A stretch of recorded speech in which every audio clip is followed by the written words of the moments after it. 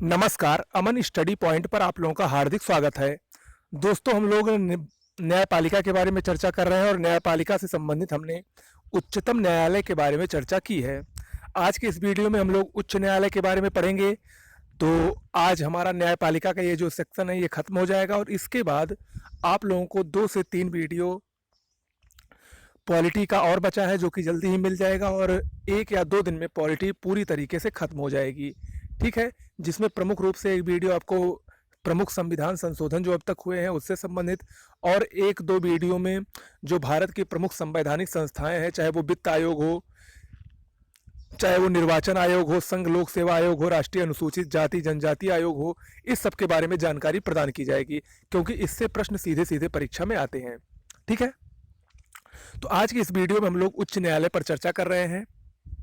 देखिए, उच्च न्यायालय का प्रावधान अनुच्छेद 214 में वर्णित है। अनुच्छेद 214 के अनुसार राज्यों में एक उच्च न्यायालय होगा और 2 या 2 से अधिक राज्यों एवं किसी संघ राज्य क्षेत्र के लिए एक साझा हाईकोर्ट की स्थापना संसद द्वारा की जा सकती है। ऐसा प्रावधान 7वें संशोधन 1956 द्वारा किया गया है। ठीक है, इसका साधारण सा अर्थ क्या हुआ? इसका साधारण सा अर्थ ये हुआ कि कोई जरूरी नहीं है कि प्रत्येक राज्य का अपना एक उच्च न्यायालय हो। ठीक है, 7वें संशोधन अधिनियम 1956 द्वारा यह व्यवस्था की गई कि 2 राज्यों या केंद्र शासित प्रदेशों का एक साझा उच्च न्यायालय हो सकता है। ओके, वर्तमान में 25 उच्च न्यायालय है। वर्तमान में 25 उच्च न्यायालय है। अब तक देखिए, अब तक 24 उच्च न्यायालय थे, लेकिन अभी 1 जनवरी 2019 से भारत में 25वां उच्च न्यायालय जो कि आंध्र प्रदेश है वो अस्तित्व में आया है। ठीक है, इससे पहले आंध्र प्रदेश और तेलंगाना का दोनों का एक ही उच्च न्यायालय हैदराबाद में था, लेकिन चूंकि आंध्र प्रदेश और तेलंगाना अब अलग अलग हो गए हैं, इसीलिए अब आंध्र प्रदेश को भी अपना अलग उच्च न्यायालय मिल गया है। ओके,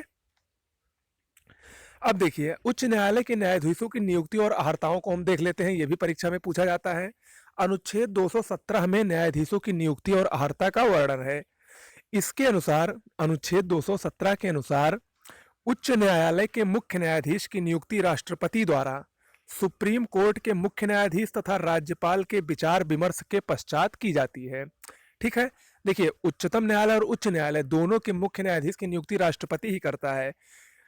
उच्च न्यायालय में राष्ट्रपति द्वारा तो की जाती है, लेकिन सुप्रीम कोर्ट के मुख्य न्यायाधीश और जो राज्य के राज्यपाल हैं उनसे विचार विमर्श करने के बाद। ओके, और अन्य न्यायाधीशों की नियुक्ति राष्ट्रपति द्वारा भारत के मुख्य न्यायाधीश, राज्यपाल तथा संबंधित हाईकोर्ट के मुख्य न्यायाधीश के परामर्श से होती है। ठीक है, तो ये उच्च न्यायालय के न्यायाधीशों की नियुक्ति हो गई जो कि अनुच्छेद 217 में वर्णित है। अब हम लोग योग्यताएं देखते हैं कि उच्च न्यायालय का न्यायाधीश बनने के लिए क्या मिनिमम योग्यताएं होना जरूरी है। तो उसकी जो सबसे प्रमुख योग्यता है वो है कि वो भारत का नागरिक हो और 65 वर्ष की आयु पूरी ना की हो। कोई भी ऐसा व्यक्ति जो 65 वर्ष से ऊपर का है वो उच्च न्यायालय का न्यायाधीश नहीं बन सकता है। ठीक है, इसके अलावा कम से कम 10 वर्ष तक न्यायिक पद धारण कर चुका हो और हाई कोर्ट में कम से कम 10 वर्ष तक अधिवक्ता रह चुका हो। तो ये कुछ प्रमुख योग्यताएं हैं जो उच्च न्यायालय का न्यायाधीश बनने के लिए आवश्यक है। अब हम लोग उच्च न्यायालय के न्यायाधीशों की पदावधि को देखते हैं। उच्च न्यायालय के न्यायाधीश की पदावधि 62 वर्ष की आयु तक होती है। हम लोगों ने उच्चतम न्यायालय के बारे में पढ़ा था, उसमें हम लोगों ने देखा था कि उच्चतम न्यायालय के जो न्यायाधीश हैं वो 65 वर्ष की आयु तक अपने पद पर रह सकते हैं, लेकिन उच्च न्यायालय में मात्र 62 वर्ष की आयु तक पद धारण किया जा सकता है। इसके अलावा अगर उच्च न्यायालय का न्यायाधीश त्यागपत्र देना चाहे तो वो राष्ट्रपति को त्यागपत्र अपना सौंपता है। इसके अलावा संसद की सिफारिश से राष्ट्रपति द्वारा उच्च न्यायालय के न्यायाधीश को हटाया जा सकता है। और ध्यान रखिएगा, उच्चतम न्यायालय के न्यायाधीश को महाभियोग प्रक्रिया द्वारा हटाया जा सकता था, लेकिन उच्च न्यायालय के न्यायाधीश को संसद द्वारा सिफारिश पर राष्ट्रपति द्वारा हटाया जा सकता है। ओके, अनुच्छेद 219 उच्च न्यायालय के न्यायाधीशों के शपथ ग्रहण का प्रावधान करता है। इसके अनुसार उच्च न्यायालय के न्यायाधीशों को शपथ राज्य के राज्यपाल द्वारा, संबंधित राज्य के राज्यपाल द्वारा उच्च न्यायालय के न्यायाधीशों को शपथ दिलाई जाती है। ओके,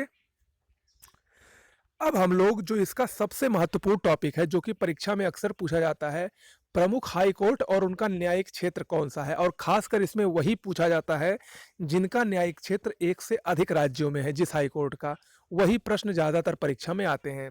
जिसमें सबसे पहला बंबई हाई कोर्ट। हम लोग जानते हैं कि सबसे पहले हाई कोर्ट की स्थापना बंबई, कलकत्ता और मद्रास में हुई 1862 में। बंबई हाई कोर्ट 1862 में, इसका न्यायिक क्षेत्र महाराष्ट्र, गोवा, दादरा नागर हवेली है। ठीक है। कलकत्ता हाई कोर्ट में पश्चिम बंगाल और अंडमान निकोबार द्वीप समूह के मामलों की सुनवाई होती है। मद्रास हाई कोर्ट में तमिलनाडु और केंद्र शासित प्रदेश पुडुचेरी के मामलों की सुनवाई होती है। इलाहाबाद हाई कोर्ट में उत्तर प्रदेश राज्य के मामलों की सुनवाई होती है। गुवाहाटी हाई कोर्ट में असम, नागालैंड, मिजोरम और अरुणाचल प्रदेश के मामलों की सुनवाई की जाती है। इसके अलावा केरल हाई कोर्ट में केरल और केंद्र शासित प्रदेश लक्षद्वीप के मामलों की सुनवाई की जाती है। ठीक है। तो ये प्रमुख हाई कोर्ट और उनके न्यायिक क्षेत्र हो गए। तो दोस्तों, हाई कोर्ट में उच्च न्यायालय से संबंधित यही इतने महत्वपूर्ण फैक्ट थे जो कि परीक्षा में आते हैं।